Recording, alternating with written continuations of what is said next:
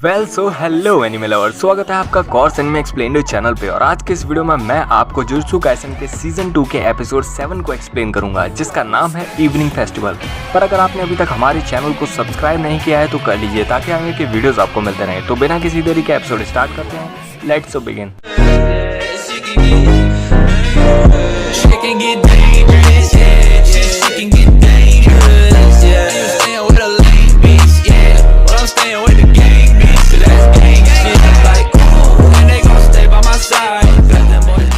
Episode की शुरुआत वहीं से होती है जहां मेकामारू एब्सोल्यूट उस पानी से बाहर निकलता है और अंदर बैठा कोकिची सोचता है कि मैं ऐसे तो नहीं जीत पाऊंगा, तो मुझे गोजो को जल्दी से कांटेक्ट करना होगा और सुबिया प्लॉट के बारे में सब कुछ बताना होगा।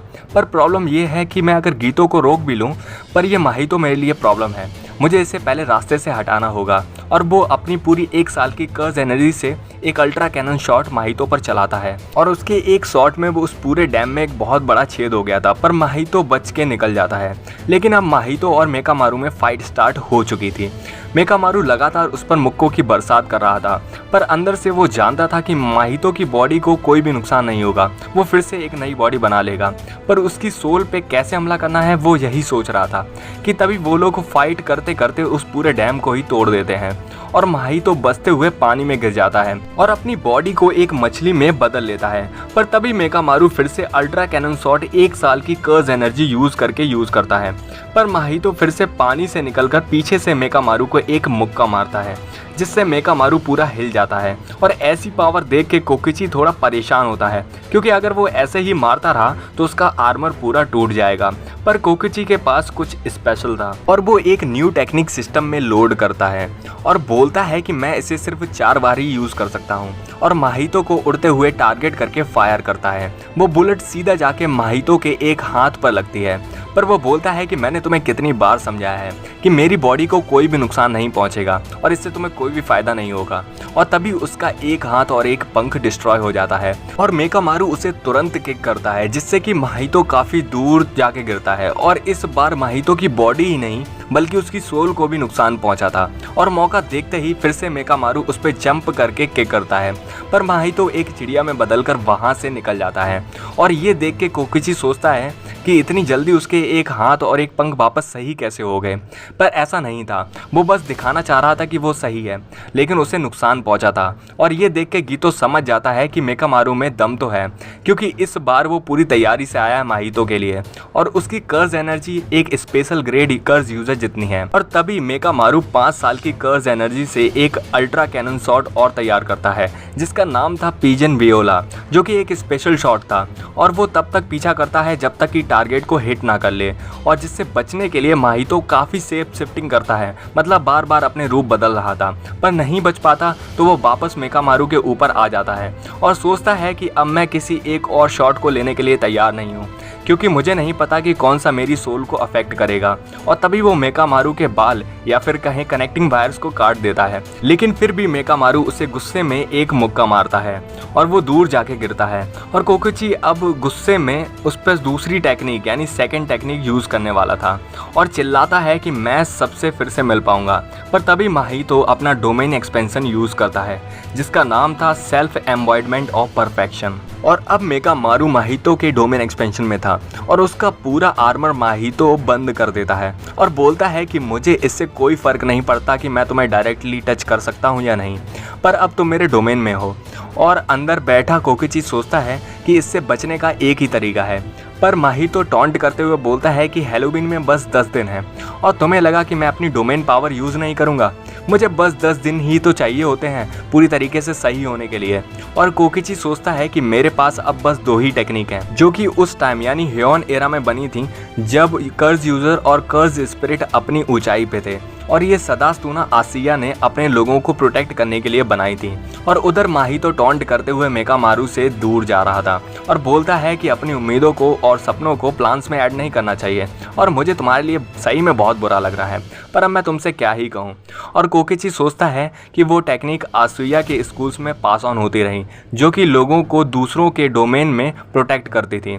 और तभी मेकामारू धीरे से उठता है और डोमेन ऑफ बीक टेक्निक से माहितो के आर पार एक शॉट कर देता है और ये देख के माहितो काफी शॉक हो जाता है और तभी कोकिची चिल्लाता है कि ये टेक्निक है new shadow style simple domain की और ये मीवा यूज करती है और इससे माहितो की बॉडी टूटने लगती है और डोमेन एक्सपेंशन हट जाता है। और ये टेक्निक देख के गैतो बोलता है तो ये है सिंपल डोमेन, जिससे कि किसी का भी डोमेन एक्सपेंशन तोड़ा जा सकता है, फिर चाहे वो गोजो का ही क्यों ना हो, और डोमेन के मास्टर को अटैक किया जा सकता है। वैसे तो दिखने में काफ़ी सिंपल है, पर ये डोमेन के अंदर ही सही से एक्टिवेट होती है और माहितो को किसी और टेक्निक के कंपेयर में सबसे ज़्यादा नुकसान भी इसी ने पहुंचाया है। कि तभी मेकामारू गीतो की तरफ बढ़ता है और कोकिची काफ़ी खुश था क्योंकि अभी भी उसके पास एक सिंपल डोमेन और 9 साल की कर्ज एनर्जी बची हुई थी, जिससे कि वो गेतो से फाइट कर सकता था। और अब कोकिची को लगता है कि वो जीत सकता है और फिर से सबसे मिल पाएगा, पर तभी माहितो फिर से हमला करता है जो कि उससे लगा था कि मर गया था। और इस बार माहितो उसके आर्मर के अंदर आ चुका था और कोकिची जल्दी से एक छोटे से ह्यूमन साइज मेकामारू को बुलाता है और वो लास्ट सिंपल डोमेन उसे डायरेक्टली यूज करने का सोचता है।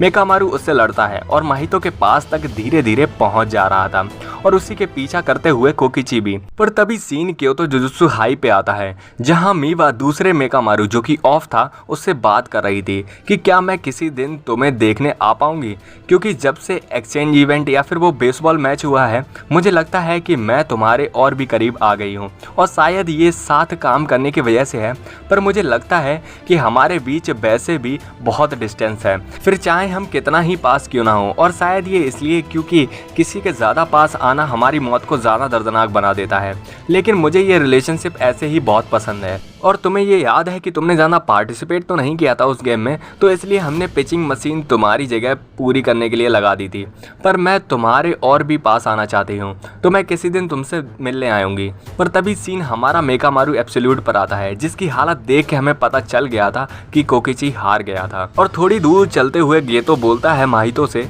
कि तुम्हारे लिए थोड़ा ज़्यादा खतरनाक रहा ना, क्यों है ना। पर माहितो बोलता है कि मैंने अपने आप को पहले ही पार्ट्स में डिवाइड कर लिया था। जब उसकी टेक्निक एक्टिवेट हुई थी और मेरा डोमेन ख़त्म हुआ तो उसे लगा कि मैं मर गया, पर ये सब मेरे प्लान का हिस्सा था, तो मेरे लिए तो ये कोई खतरे की बात नहीं थी। फिर थोड़ी देर बाद माहितो उससे पूछता है तो ये दूसरा यूज़ है सिंपल डोमेन का, अच्छा हुआ कि हम इसे मेन इवेंट से पहले जान पाए, क्यों है ना। और गीतो हाँ बोलता है और कहता है कि मैं अब कुछ चेंजेस करने वाला हूँ उस वेल में, यानी प्रोटेक्टेड लेयर में, जो कि सॉर्सरर फाइट के दौरान यूज़ करते हैं, और अब कोई प्रॉब्लम भी नहीं आएगी कर्ज एनर्जी पे भरोसा करने में और दूसरों को बुलाने में। फिर सीन हमारा शिबुया टोक्यो पे आता है जहाँ 7 बजे थे, दिन था 31 अक्टूबर 2018 का, और तभी एक 400 मीटर की रेडियस में एक व्हील एक्टिवेट किया जाता है जो कि टोक्यो डिपार्टमेंट स्टोर के आउटलेट तक जाता है। फिर अगली सीन में हम हैलोवीन पार्टी उसी जगह पर होते हुए देखते हैं जहां बहुत से लोग बहुत दूर दूर से आए थे, और तभी एक लड़की उसी व्हील को एक्टिवेट होते हुए देखती है और लोग अब उस व्हील से बाहर नहीं जा पा रहे थे और दूसरी तरफ लोग एक मिस्टीरियस होल में खींचे जा रहे थे। फिर अगली सीन 8:14 की थी शिबुया टोक्यो की, और इसी टाइम टोक्यो मेट्रो स्टेशन के एग्जिट नंबर 13 के वेल के बाहर जुजुत्सु सुपरवाइजर ननामी को एक इन्फॉर्मेशन दे रहा था कि उस वेल में सिर्फ नॉर्मल लोग ही अंदर जा सकते हैं लेकिन बाहर नहीं आ सकते, और हाँ सॉर्सरर और सुपरवाइजर भी आ जा सकते हैं, और हाँ एक बात और कि उसके अंदर कोई भी कांटेक्ट नहीं हो पा रहा है। तो अगर आपको हमसे कांटेक्ट करना है तो या फिर हमारे जैसे असिस्टेंट सुपरवाइजर्स को यूज़ कीजिए कम्युनिकेट करने के लिए, या फिर खुद वेल से बाहर आ जाइए। और इस टीम का नाम था टीम ननामी, और इसमें ननामी ग्रेड 1 का कर्ज यूज़र और ताकुमे इनो और मेगुमी ग्रेड 2 के यूज़र्स थे। और तभी ननामी को लगता है कि ये कोई नई मुसीबत आने वाली है, और इनो फुशिगिरो को फालतू में समझाने लगता है कि वो वेल कैसे काम करते हैं या फिर उसके अंदर कैसे कांटेक्ट नहीं हो पाता। पर ननामी बोलता है कि ये कोई बच्चा नहीं है, ये एक टैलेंटेड आदमी है, तो इसे अपनी सीनियरिटी दिखाना बंद करो। और ननामी गोजो के बारे में पूछता है। लेकिन फिर से सीन हमारा चेंज होता है उसी time Shibuya mark city restaurant Avenue के एंट्रेंस पे व्हील के बाहर, और नोबारा ये देख के हैरान थी कि हैलोवीन के दिन ये जगह इतनी शांत क्यों है, क्या हुआ है यहाँ पर। और उनकी सुपरवाइजर बताती है कि जो भी उस वेल के किनारे पर आके बताता है वो बस एक ही बात कर रहा है कि गोजो सातोरी को लाओ। और ये सुन के टीम ज़ेनिन के लीडर नाओबितो ज़ेनिन स्पेशल ग्रेड 1 बोलते हैं कि ऐसा हो ही नहीं सकता कि एक नॉन कर्ज यूज़र गोजो को जानता हो, तो उन सबको ये ज़बरदस्ती बुलवाया जा रहा है। और हाँ उनकी टीम में नोबारा और माकी भी थे। और नाओबिता पूछते हैं कि क्या उस वेल को हम ख़त्म नहीं कर सकते। वो असिस्टेंट बताती है कि उसमें काफ़ी प्रॉब्लम आ रही है, और ऊपर से वो वेल सॉर्सरर को रोकने के लिए नहीं है, मतलब हम उसमें आ जा सकते हैं।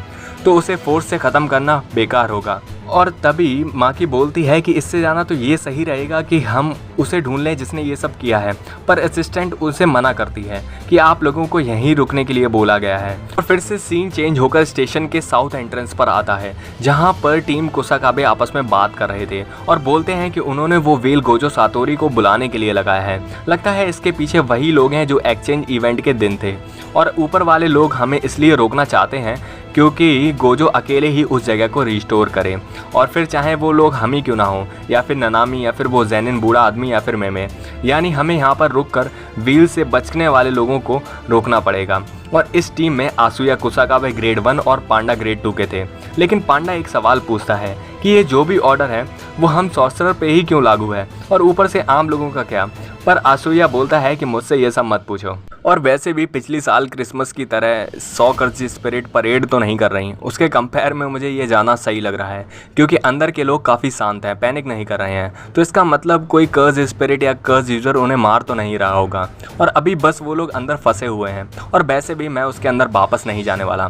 पांडा इसका रीज़न पूछता है, और आसुया बोलता है कि इसका रीज़न हिकारे, यानी मुझे लगता है कि उसके अंदर बहुत सारे स्पेशल ग्रेड कर्ज स्पिरिट हैं। और तभी उसी सेम टाइम पर उस वेल के अंदर कुछ लोग बहुत परेशान थे और बाहर निकलने की कोशिश कर रहे थे, और एक बंदा जोरों से उस व्हील को पीट रहा था और बार बार गोजो सातोरी को बुला रहा था। पर कुछ लोग उसे रोक रहे थे, या फिर कुछ लोग परेशान थे क्योंकि कुछ लोग एक स्टेशन के अंदर मिस्टीरियस चीज़ के अंदर खींचे जा रहे थे, और यही उनके साथ भी होने वाला था, इसलिए वो लोग डर रहे थे। और एक बंदा जोरों से चिल्लाता है कि ये जगह एक बाथ टब की तरह है जिसका वॉल्व पानी निकालने वाला खुल गया है, और हमारे साथ भी यही ना हो। वो लोगों को समझा रहा था कि तुम लोगों के छोटे दिमाग में ये बात फिट क्यों नहीं हो रही है। और तभी उस बंदे को धक्का मारते हुए एक वेल से एक बंदा अंदर आता है जिसका नाम गोजो सातोरी था। मतलब गोजो एंटर कर चुका था वहाँ 8:31 पे, और यहीं पर यह एपिसोड खत्म होता है। वेल सो गाइस, अब पता नहीं कि आगे क्या होगा, क्योंकि गोजो की एंट्री शिबुया में हो चुकी है। विलेंस का क्या प्लान है हमें कुछ पता नहीं, और उसे जानने के लिए हमें नेक्स्ट एपिसोड का वेट करना पड़ेगा। लेकिन अगर आपको ये एपिसोड पसंद आया है तो प्लीज़ हमें लाइक, कमेंट, शेयर, सब्सक्राइब करिए। बाकी मिलते हैं नेक्स्ट एपिसोड में, पर तब तक के लिए बाय बाय, सायोनारा एंड अरिगातो फॉर वॉचिंग।